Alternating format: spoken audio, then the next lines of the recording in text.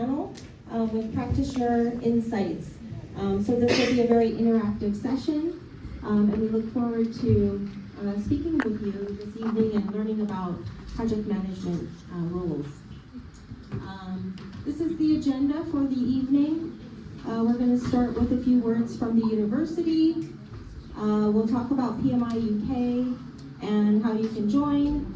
We'll then have our panel discussion, and then we'll have some audience questions for our panelists, and we'll close with a networking event with refreshments across the hall. So without further ado, I'd like to turn it over to Dr. Ola and the university welcome.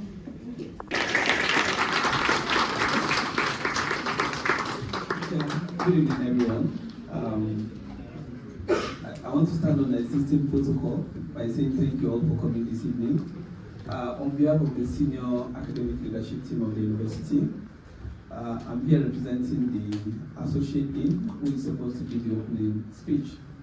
My speech won't be for a long time. I just want to thank you for coming around. Thank all our panelists for coming. Thank the PMI UK. All the external attendees here this evening, and I also want to thank all the students, the volunteers, the lecturers here present. We also have our past students here who have decided to join us this evening. And I promise you this is going to be an interesting event. And please kindly take note of everything that is being discussed here. I remember this morning when we had some chats in class, presidents were telling me their challenges in terms of how would they navigate after graduation. And I think having you all here is a good opportunity for the students to learn a lot from you, to see what they can do in terms of their career advancement. Thank you everyone for coming here tonight, and wishing you the very best. Thank you. Thank you very much.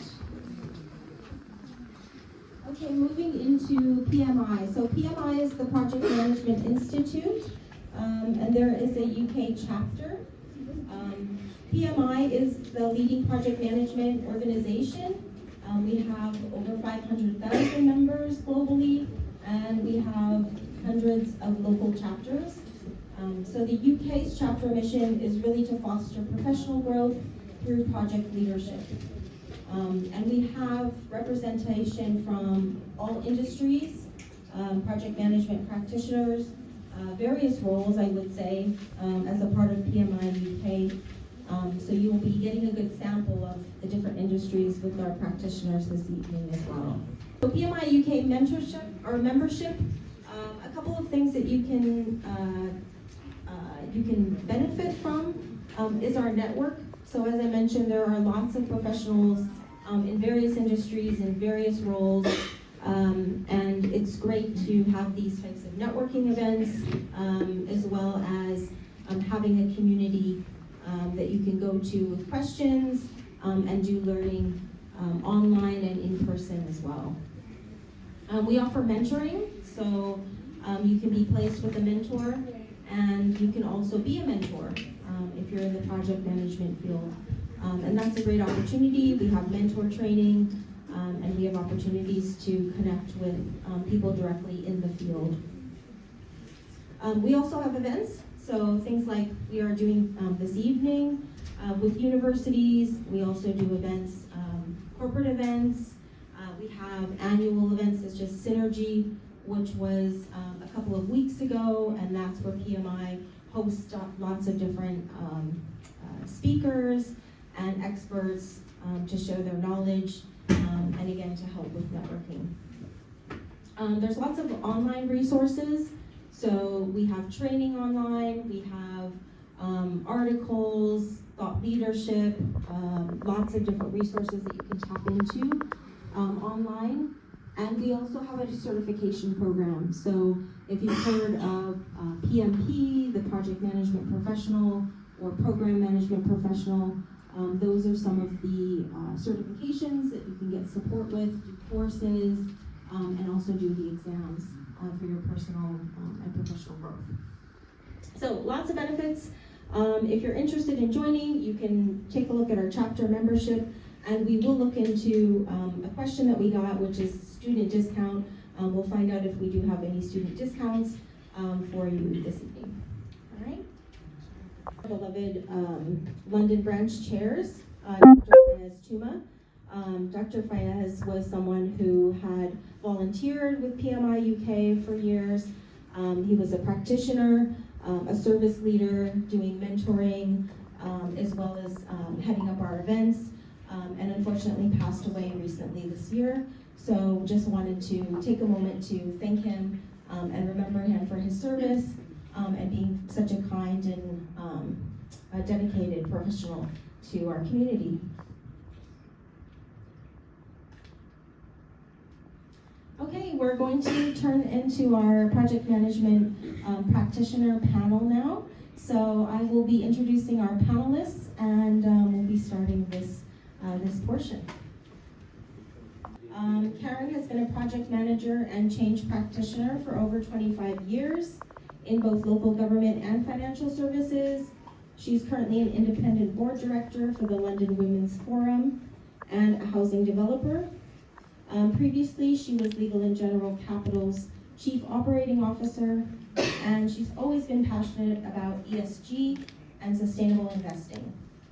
Before joining LGC, Karen worked across asset management, investment banking, and in the public sector, with her last role being the head of enterprise change at Schroders. So please help me welcome Karen to the stage.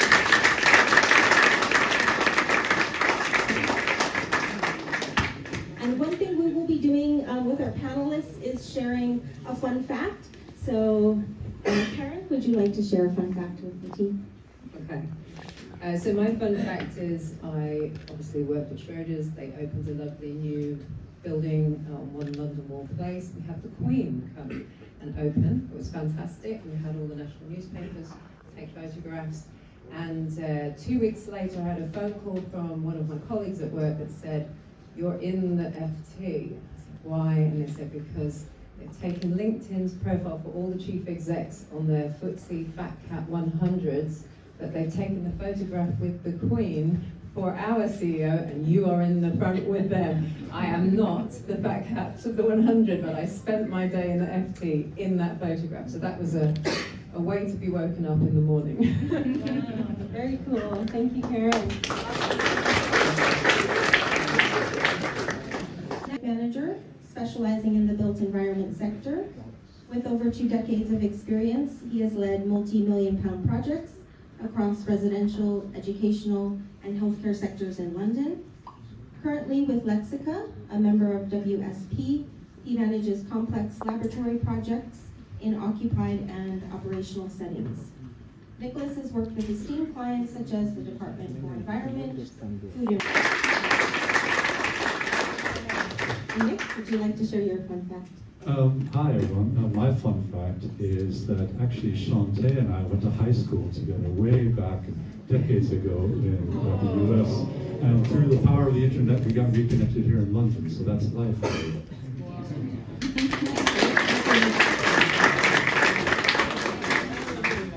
I remember. Yes, she does. Who's been an educator all his life, who stumbled into project management through IT. He's now an Emeritus Fellow of the University of Westminster. Among others, he has managed responsible projects to set up universities in the Sultanate of Oman, India, and Uzbekistan, which were not all successful, but they were all worth it. He is an ambassador of the Responsible Project Management Movement and is the PMI UK Events Chair of the London Branch. Please help me welcoming Dr.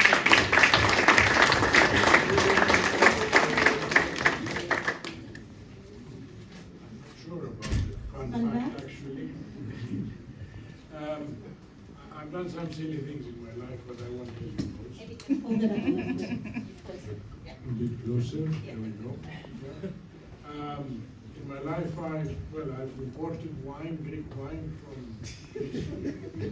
And I was the first one to import an Amstrad personal computer from Greece, from here. Actually, so nobody knows what a personal computer is. Well, an Amstrad for that matter, yes, thank you. Could have been, I'm not going to. Thank you very much. Again, who is the IT project and product governance manager at BDO UK. bringing over 2 decades of experience across transport, defense, and public sectors. He has led multi-pound complex IT infrastructure and application projects using agile and waterfall methodologies with focus on governance, stakeholder engagement, and innovation. Prior to BDO, Des held senior roles at Transport for London and over 20 years in the British Army, where he delivered strategic IT and intelligence systems projects. His career is defined by bridging the gap between technology and business to drive operational performance. Please welcome Des.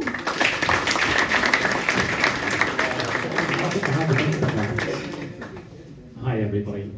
So my fun fact is, I'm afraid of heights. And I've had to jump out of an aeroplane over 100 times, and it's been directly relevant to my role as an IT project manager. So as a paratrooper in the army, you have to qualify to be a paratrooper, you have to jump out of the aeroplane. And then as an IT project manager, I was delivering projects specifically for the airborne forces, the people who jump out of the airplanes, and therefore my jumping out of an airplane was directly related to being an IT project manager.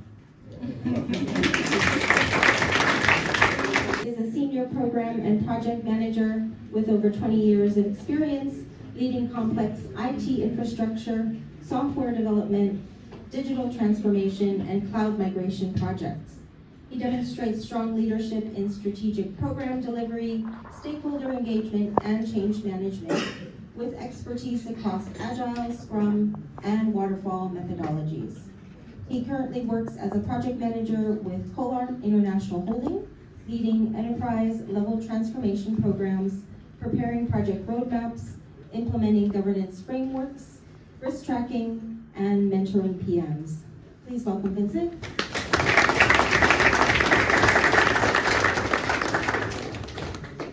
Hello everyone, my name is Vincent. So the fun fact is, same like Des said, I was scared of heights.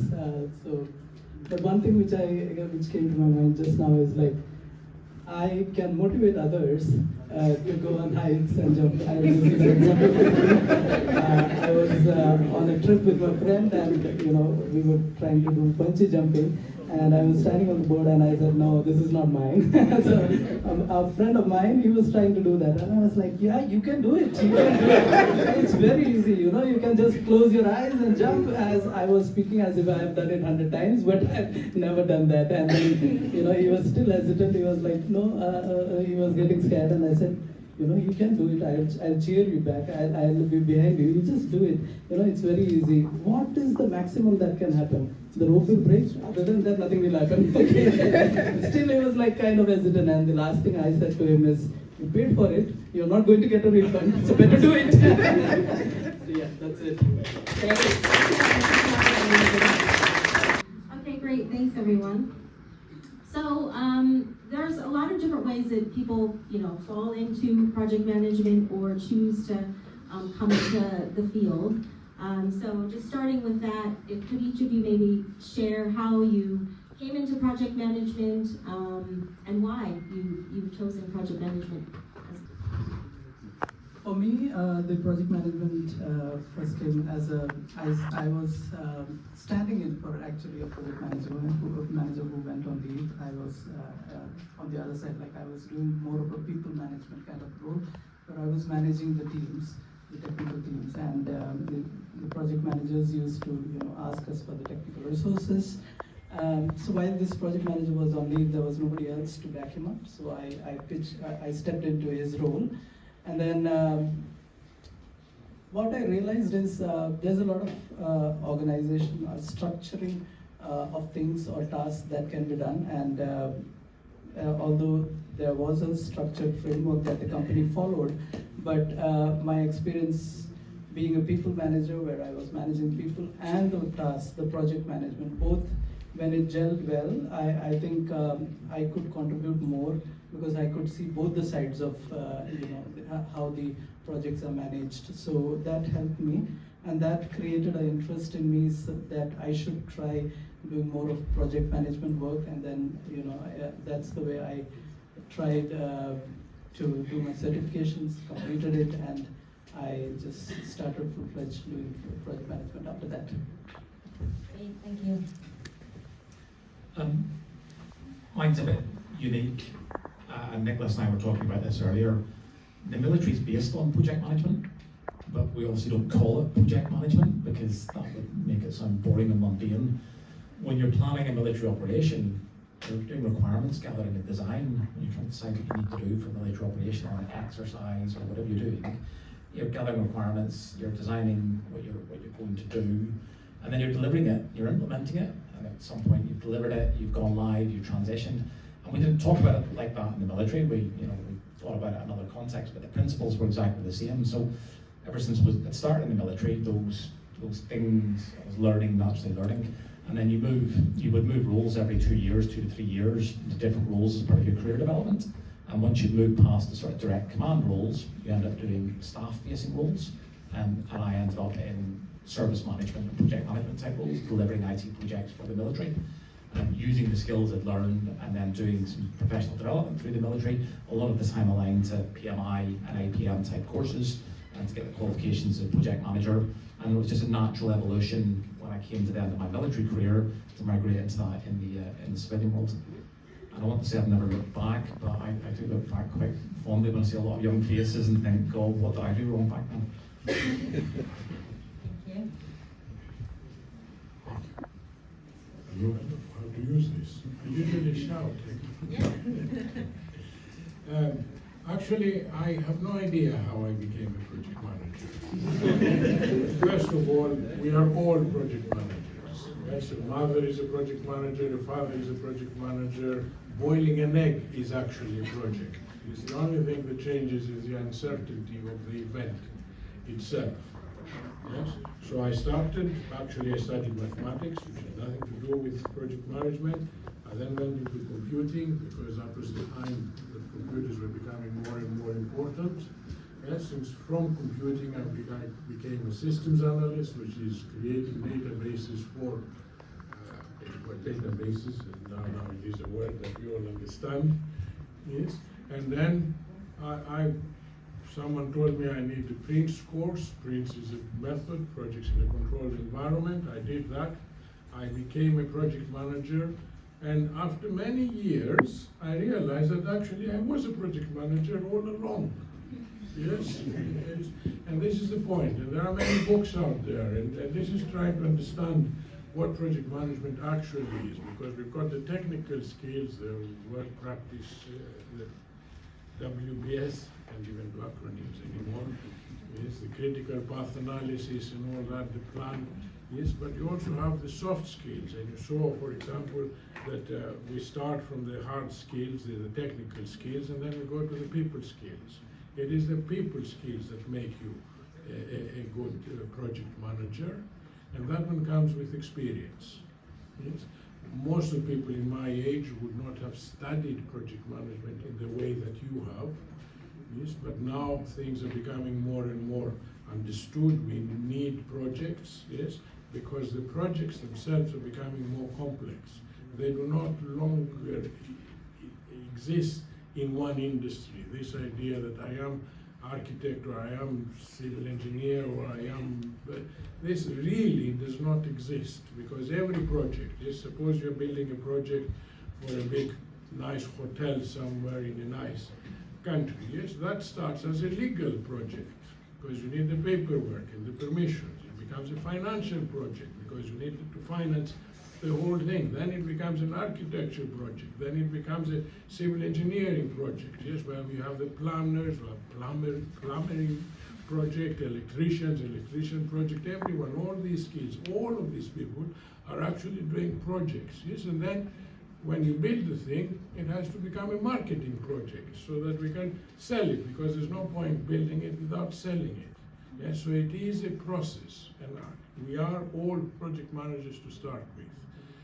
You need to be learning all along. I would say that I am an educator, yes, and you need to make a difference to realize that if everything is a project management and a project, and you are a project manager, you have a bigger responsibility to get it right, and you will not always get it right.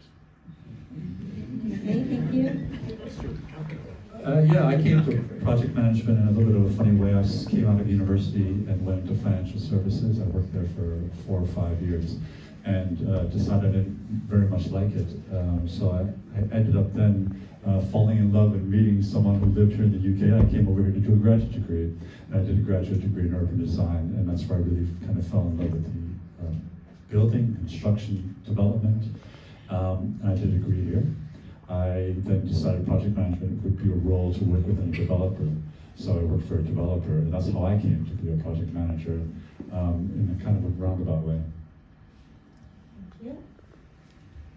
So I had absolutely no idea what I wanted to do with my life at 18. And I thought, well, therefore I'll do a multidisciplinary degree in management science because none of my family had been to university ever. So that sounded like a great idea, or I was just sold it really well. There was a lot of defence, a lot of Royal Air Force on there actually, because it was all about maximum impact, minimum input, and you start thinking about it for project management. It also did AI, which I can tell you in the year 2000 was a very different thing. So a lot of training machines to understand what the difference between a fork and a knife was.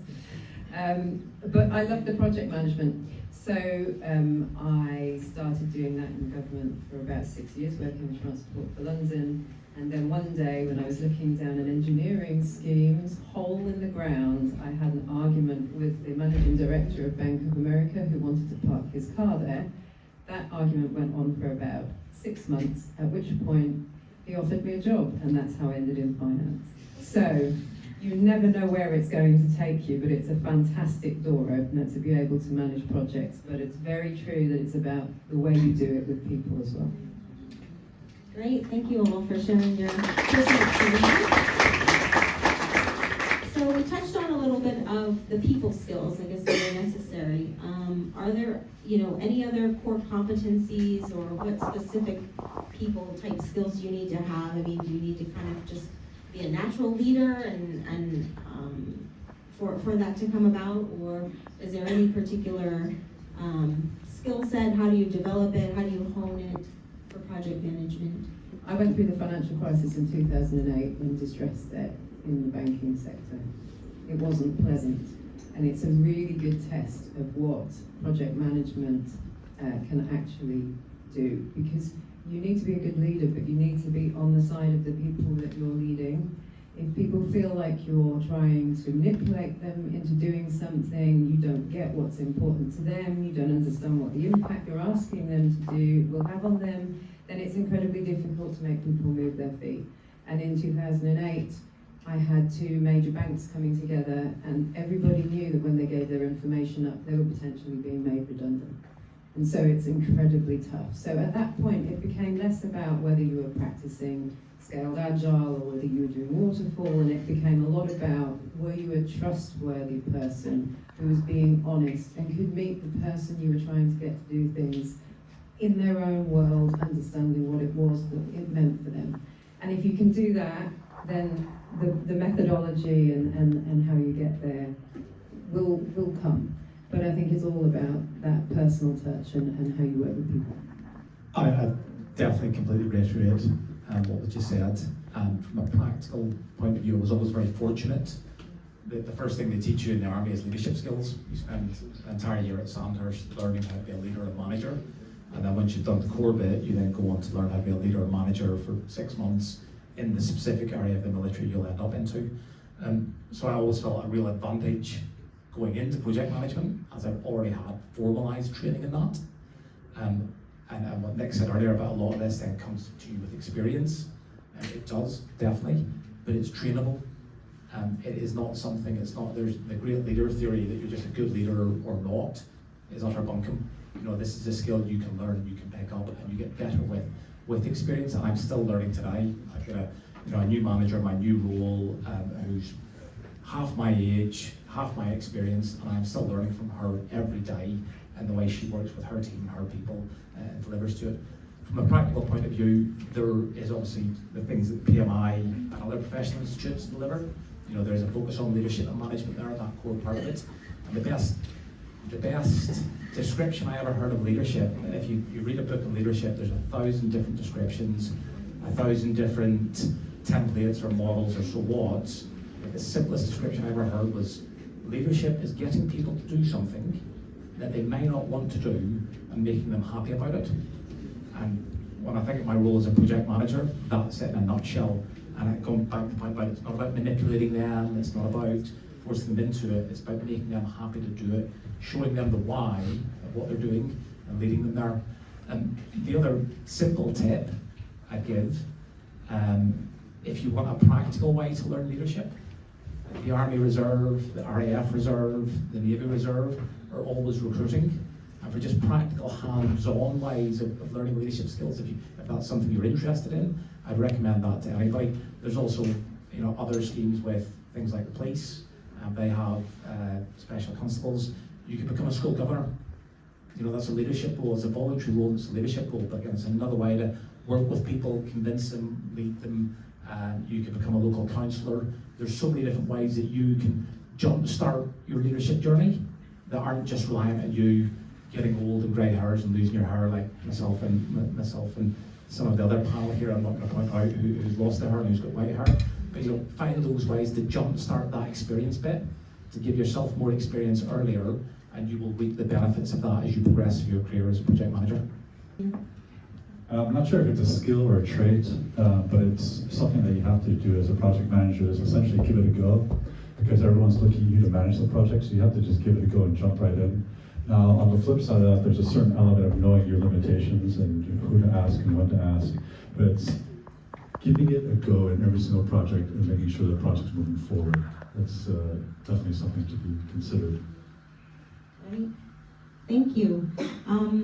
In terms of AI, I think that's one of our hot buzzwords now that we've been seeing everywhere.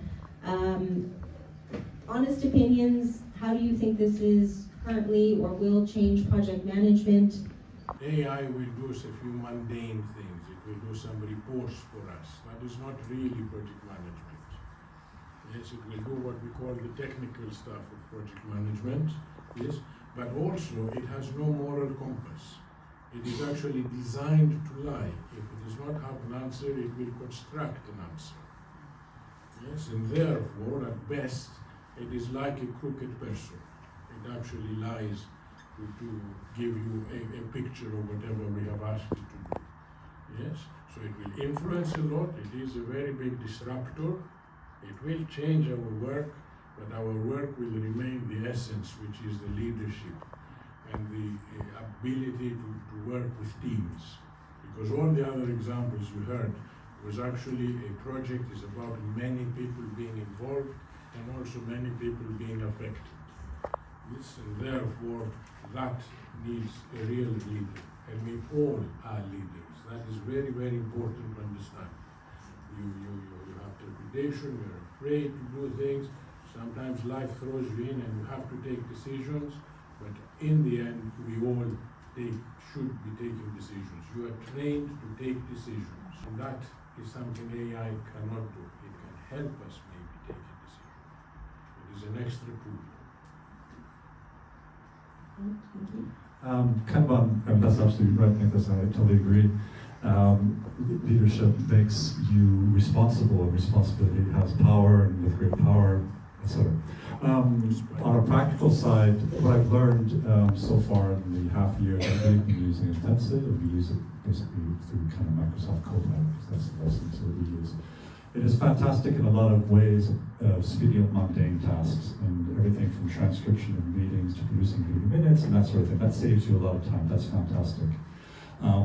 In construction is largely still quite conservative, old school industry.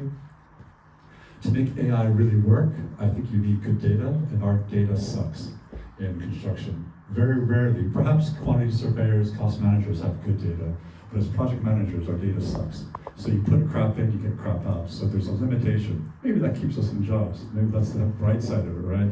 But with AI to really work on that kind of level, I don't see it yet, because we, as project managers, as an industry, especially in construction, need to get our data together. And that's when it would really take off, and that's going to take some time. That's it. Okay, so I'll put it very bluntly. Always, my friends used to tell me that once the AI is in, many project managers or many other roles will become redundant, and it will people will not be required in those fields. But I always used to tell them back or reply them back saying that we should not be scared of AI. We should rather make AI our executive secretary, right? It can help you do a lot of things. Like I always used to say that AI can be the science. If I have to speak about the IT world, it can help me make the project plan. It can help me do the risk assessment. It can make me help me with the minutes of meeting, which I used to spend a lot of time earlier on. AI can simply do it. You just add Microsoft Read AI into your meeting, and it will do all the minutes of meeting for you. So it should act as a executive secretary for you. So that's what I said. So the science is given by AI, but the art, like the emotional intelligence, the leadership, where you motivate your team, that is with the project management or the project manager, right? So the project manager is very critical to be there on the project, to execute it smoothly, because that is where the human factor comes into picture. AI can just, as it is earlier said, whatever data it has, it just gives the output according to that. And if it is junk which goes in, it gives out junk only. So always there is a human requirement which is going to continue, in the coming days as well. All right, thank you. Oh, go ahead. The inner geek in me loves AI, and I completely agree with everything that's just been said. This is going to be a tool that's going to take the drudge out of your day-to-day. I hate taking meeting minutes as a project manager. I despise it. But it is really important, because I've got to record what we agreed to in that meeting. Having a tool that will help me with that and take that out. Taking that drudge out and letting me apply my skills, knowledge and experience is really important. But from the technology perspective, as an IT project manager, the really exciting bit for me is how it's going to change the kind of projects I'm delivering and the method I'm delivering it. So we have things out there now like Replit, which is a vibe coding piece of software that allows anybody to, in the same way that you can go into Copilot and say, generate an image that looks like this, and then you talk to it and say, change the image, do this, do that, refine it, do these things. Replit's a tool that allows you to experiment with software. I want a piece of software that allows me to do this, this, and this, and it generates it. And then you go back and you refine it. And it's a way to democratize, IT projects, to put it really in the hands of a user, to let someone who's got a business problem play about with something and see what they can do, what's in the art of the possible, and put that user requirement earlier and change the process and approach to it. I think that's really exciting and really fascinating.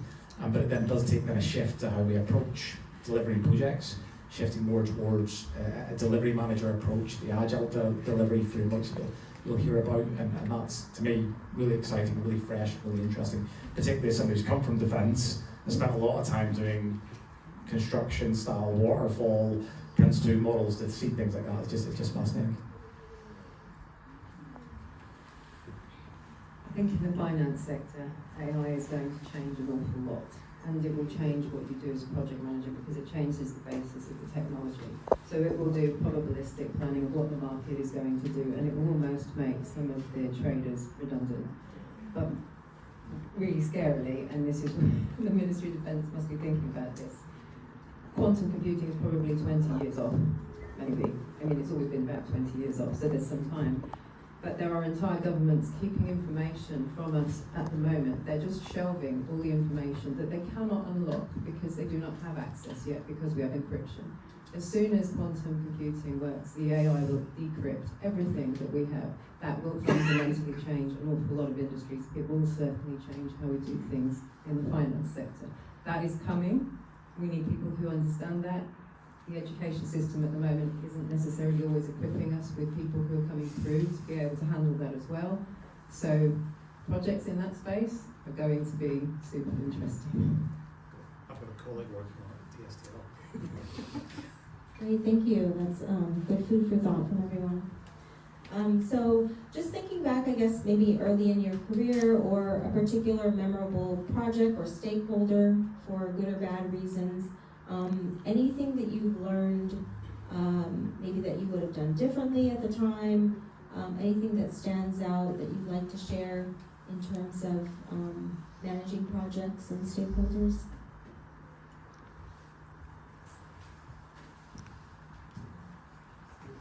As soon as you learn project management, you realize that you can manage upwards. Yes, all the teachings we have are sort of managing somehow downwards. Yes, but when you know what is missing from something that you've been asked to do, you can actually train your own manager to say, you want me to do this, what about the thing you asked me to do yesterday? Do I put that aside, or do I do them both? And if I'm doing them both, do I have more time to do them, or whatever? And that was one thing that when I became a manager, yes, a very nice lady who had more experience than me, came and actually trained me without me realizing, yes, and essentially telling me all the mistakes I was making, all the assumptions I was making about what I was saying, how clear it was, and how I was being received. Yes, and very politely sort of tell me, why don't you do this, why don't you do that? And that changed my whole perspective. And I realized that you need people more experienced than you to actually tell you how to do things in a nice way. And the nice way is actually all in project management, because in project management we've got the conditions to make sure that what we want to do, the plan, is achievable. Yes, and therefore it is managing upwards is a thing that we should be doing automatically as project managers. And always it is about thinking. It's always thinking, how can we do this better? Well, thank you. Anyone else? I think the earliest lesson, when I think about a practical project management term, again, unsurprisingly for me, comes from my army background. People work best when they understand the why. How we do things, what we're going to do. You know, a lot of, these frameworks you'll have learned in project management is how we do it, what we do, when we do it, that kind of stuff. But to motivate people, if they understand the why and agree with the why, and they can work towards that, and you also, at the appropriate times, empower the right person to be able to then, because they understand why you want to do something, that can help them better change how they're doing it, because they might be the subject matter expert in that particular area, and you as a project manager might not have those skills. And it was learning that when I was getting resistance from people, I want you to do this, I want you to do that, and I'm getting pushback, and sometimes it was upwards management, we call it stakeholder engagement, we call it stakeholder communication. It's upwards management. It's getting our boss, the person working to do things the way we want them to. The same thing, when they understood why we're doing something, and they agreed with that why, suddenly that resistance is gone. Most of the time, there's always an awkward stakeholder that you just can't work with, but most of the time that was the real linchpin that changed how I work with people in projects, and when I realised that lesson. Mine is more like practical. I give more practical examples. So what I can advise is, like, when you start with the project management, actually you should be a good listener rather than talking too much. Like most of you sitting here, I was also very young when I started with the project management. And when we get into that excitement, and when we go into a meeting room where all the stakeholders, technical teams, everybody is sitting, we always want to be visible, right? So we keep saying, keep speaking, but somewhere we miss what exactly our team or the technical team wants to give us as an input, or the stakeholder wants to tell that this is the requirement. We sometimes, ignore that, and we always want the light to be on us, right? I think that should be something that we should be always careful with. We should be always a good listener and talk less, at least at the kickoff and the initial stages of the project. That will help us in the long run to successfully, do a project, complete a project. And earlier days, I am telling from, kind of 10, 15 years old, like at that time, a successful project meant that you finish the project within the time, the scope, and the cost. And that's it. If you are within this triangle, it is a successful project. But these days, what I see is, it's not only these three. You have to ensure that your stakeholders are happy, and you have actually brought value with the project that you have completed. Because I have done many of the IT projects where we brought in new application, new tools, and the project was successfully done, but unfortunately that is not being used because of the mindset or the change management mindset. The exact users are not actually using it, so I will not call it as a successful project. So you have to ensure that you bring in the value add and the benefits to the project. It's not only ensuring that you finish your project within the triangle. Great, thank you all. All right, at this time, we're going to open it up for audience questions. So if anyone has a question for the panelists they've been thinking about. So during your talks, there was mention of soft skills, but we didn't hear anything about certifications. So I wanted to ask, aside having a master's in project management, do you need any other project management certifications, especially ones that apply to the UK here? I mean, I think from a technology perspective, I can speak from an IT perspective, no. A lot of the time, from what I know of this course, that will get you the foot in the door for a project management role. And the willingness to learn about the technology or business area that you're working in is the key thing. Now, there may be specifics on construction or health and other areas where yes, certifications really are valuable. But from an IT perspective, I want people that are willing to learn about the technology, can show they've demonstrable skills, can successfully get through that interview and can go from there. We obviously, and again from an IT perspective, we then have a focus on agile, different agile frameworks and delivering Scrum and Safe and other things. But that's going to depend on what the company works with that you're going to. If you can show that you understand the principles of that, again, you've got that sort of right approach. I don't know if anybody else is going to thought. That's an interesting one for me. I haven't had any of these certifications now. For all my working life, every single year I have a development review, and it's always one of those targets I've not really gotten around to doing it. Things always get in the way. But yet, I've moved up from graduate all the way up to associate now, so it's not inhibited me. That being said, it's like what Des was just saying, a university degree can prove something, right? It proves that you put in the time, you put in the work. I would say, if you're thinking about going for a certification, definitely do it because there's value in that. I don't come from a culture of having these kind of alphabet soups after your name, but you can clearly see that in people's signatures that they do have that. And that does also prove something. But the proof is really the putting in when you're on a project and what you're delivering. That's where it really matters. It doesn't matter how many letters you have after your name. You will not be a success unless you have the experience. And it's like you can learn to play golf from a book or asking AI how to play golf, but that doesn't mean you're going to rock up to the golf course and hit a hole in one, right? So if you want to get certified, PMI, APM, RICS, CIOB, all these other professional organizations, go for it. Realize it's a cost and time commitment addition that you don't want to have it be a detriment to, you don't want to have it be a detriment to your life, but you don't want to have it be a detriment to the experience you're actually trying to gain. My question is regarding, as Mr. Benson says, that a successful project manager or a project is the one which we complete in the time and in the budgets and with the variances. But unfortunately, from the last 10 years in the construction industry, I work with a lot of successful projects with a successful project manager. But unfortunately, we are not able to complete it in the time and in the budgets. So what is the key reason behind the stories that why we are not able to complete it? And what is the things that which we need to take care in the future being as a project manager, and what is the reason behind this, that even the project manager is qualified, everything is perfect, the team is perfect, but still we are not able to complete it within the time and within the budget? No, that was on you. That's great. That is a fantastic question, because I had to sort of smile to myself. IT might be one place with very specific constraints and opportunities. Construction is a hole in the ground, the weather, with lots of different variables and factors. So I would love to say, when you go for an interview and people say, what is important about being a project manager? Bring it in on time, cost and budget, all that stuff. But that I cannot say that's ever really happened in our circumstances. Where it might happen is everything was just overpriced and we just managed to hit the price.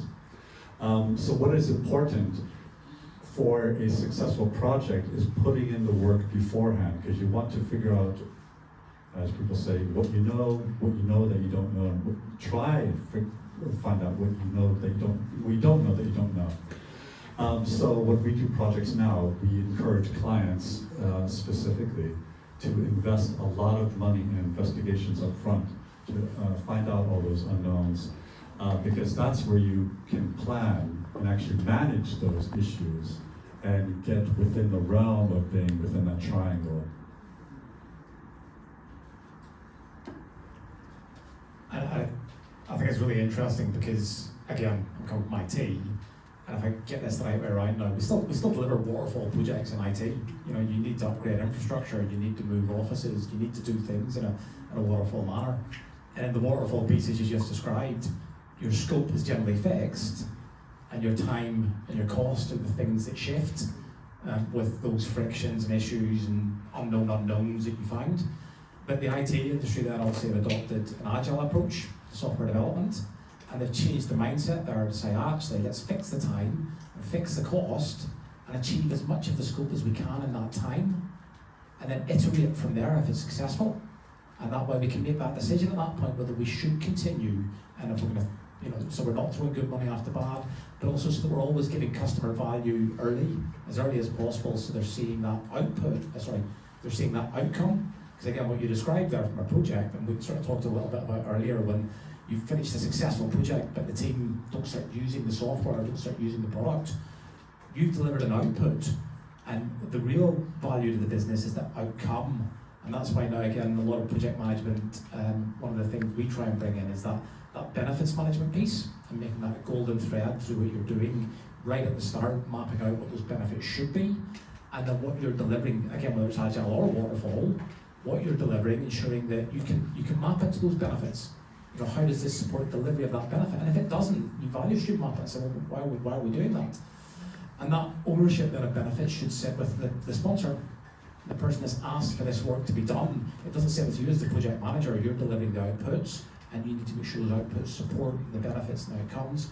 But it should sit with the sponsor, and when you have an engaged sponsor who, again, as we touched on earlier, you may need to upwards manage, so that they understand that they own those benefits, and that the benefits realisation is on them. And it's quite a complex picture, and it doesn't change. You have unknown unknowns. People are people. Resources and plans change, and you know, I go back to defence and local government. What you plan now versus what you deliver in 2 years' time, well, it's the requirement has changed because the government has changed, the defence picture has changed, the big thing has changed. So it is a shifting piece, and it can be quite frustrating, but it's also quite rewarding too when you see it delivering, when you see it meeting what your customer needs, when you hopefully see people using that software, that product, that thing, and making what they do their work easier and better, more efficient and faster. You sit there going, yeah, I did that. And 10 years later, you visit that company or that, you know, I went back and visited Camp Bastion in 2015, 2016 on the third tour of Afghanistan. I'd set up the communications infrastructure in Camp Bastion in 2006. I was just walking around going, yeah, I put that fibre line in, I put that cable in, that's my software stack. You know, you're quite proud of what you've achieved from it. So don't lose sight of that. You are going to have projects where it just goes to not very well, and you have all those kind of issues and problems. But at the same time, you're going to have things where you walk away going, yeah, I've delivered that, I've had a real impact on that. Nobody's going to thank you, nobody's going to remember you, but you did it.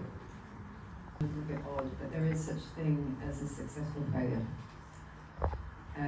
In the world of science, for sure, if you're testing to try and make something and it actually fails at being a particular drug or responsive to a particular thing, but actually you found out something else amazing, like, well, you know, we've accidentally invented penicillin, that's a successful failure. It probably doesn't meet your scope, right? This happens in my world as well. We were transferring some real estate assets, about £7 billion worth of real estate assets. That's what you get when you have the whole of Bluewater and the whole of Maryhill and the whole of, you know, that type of scale things. And Russia invaded Ukraine, and the BBC sanctions. Now, you can't transfer things from Russian nationals to American institutions immediately. There was nothing anyone could do, but it played to the two things we talked about before, which was relationships and communication. The first thing we did was pick up the phone to the client and say, have you seen the news? We haven't got good news. What are we going to do about it? Let's decide the best way out of this together. And actually, when you work through it like that, it's not a big surprise that something went wrong at the end. Everybody understands it as you go through. So we managed it, all sorts of different ways around it, but I would say you can have a successful failure as well. Okay, so I want to ask everyone, like, what is the biggest skill or like quality changed your career? And as a student, how can I start developing it by now? I would say to your own self, be true. So there'll be points where you have to make a decision.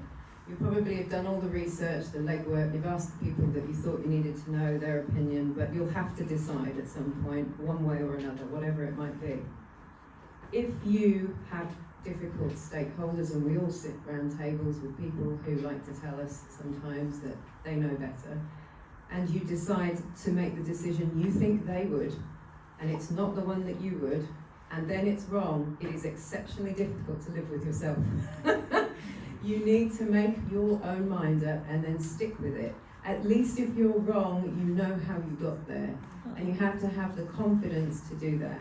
If you don't do that, you will emotionally leak, which is a terrible term, but they will know you're nervous because you're not saying what you truly believe in. So I would say, make up your mind, stick with your decision, be confident in it, and see it through. But if it's wrong, it's wrong, and you learn. It is all about the why, actually, why you're doing the project. And therefore you need a moral compass of some kind. Which we have not used the word sustainability all this time, yes, which is very surprising. But that is the real benefit of a project. Yes, we've got output, we've got outcome, we've got benefit, and now we've got the unintended consequences of projects. Yes, therefore we need some guidance. That guidance at this moment is the United Nations 17 Sustainable Development Goals. That is the why we are doing things. You should be able to phrase it like that.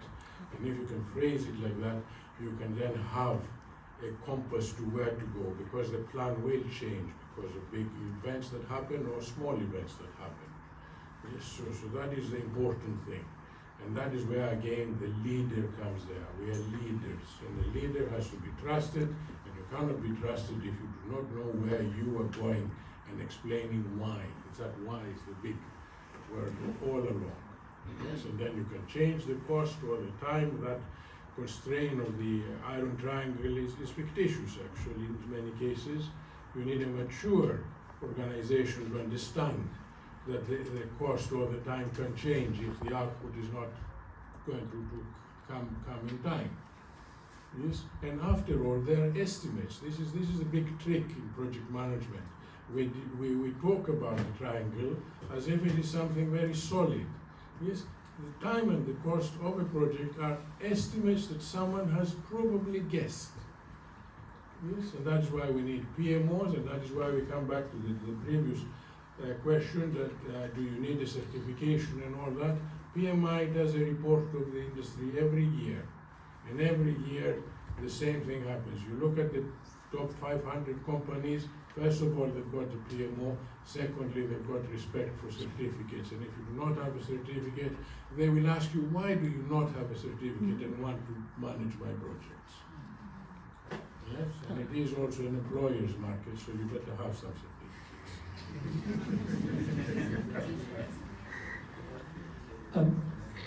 Get comfortable with uncertainty. You all know the definition of a project. Do you? Yeah. You want to tell me the definition of a project? Any takers? The sort of characteristics? Time-bound, unique, objectives, progressive elaborations. You're going to find out more about it as you progress through it. Nobody has done this before. Otherwise it wouldn't be a project. Nobody has done this with this software, with this company, with these people at this time. They'll have done something like it, but never this one thing. And you're going to find yourself, I've lost count, I've literally lost count of the amount of times I've sat in a meeting room, round a table, on a Teams call, and nobody on the call knows what to do. Nobody on the call wants to be the first one to talk and discuss it. Nobody wants to be the one that stands out, and you can see that when you start talking, everybody else in the call goes, oh, thank God he started. Oh my goodness, oh, he must know at least some clue. And they all think because you've then started to just give some structure to understand the problem, to resolve it, to move forward. I think you're amazing. You know, you started talking, you've been the first one to put your oar in. And that's what you're doing, is just being comfortable with uncertainty, with not knowing, and comfortable with taking a structured, you know, critical approach to finding out and figuring out and resolving the problem. Be comfortable with that, because you're going to be a project manager. Everything you do, to an extent, is going to be unique. It's going to be the first time for these people in this place. And again, that's pretty wonderful. If you want to do the same thing every day, time and time again, go into service management, you know, go into operations, go into things like that, and that's fun, that's interesting, it's got its own thing. But when you want to do unique things every time, be a project manager, be comfortable with that. In terms of something you should be doing now as a student is, and especially in this day and age, practicing your connection with other students, with your professors, with your administrators, with your community, because I think there's something that's being lost, and it is a skill that a project manager definitely needs to have, has been touched upon here, but it's really connecting with the people you'll be working with, because there are people who are not interested in that you're trying to get this project through. There are people who just want the answers, and the people who just couldn't care, right? You just run into people all the time. You have to find a way to connect, and that's a skill. And it's often in the professional environment, people will be hide behind a Teams message, an email, but you also have to sometimes get up from your desk, walk over and talk to somebody in person. In person, right? Yeah. Pick up the phone, like answer the phone when someone calls you. So really practice connection, and that's in the workplace, probably in your personal life and community life as well, because that's something that's being lost, and that's a skill. That is definitely a skill. Yeah.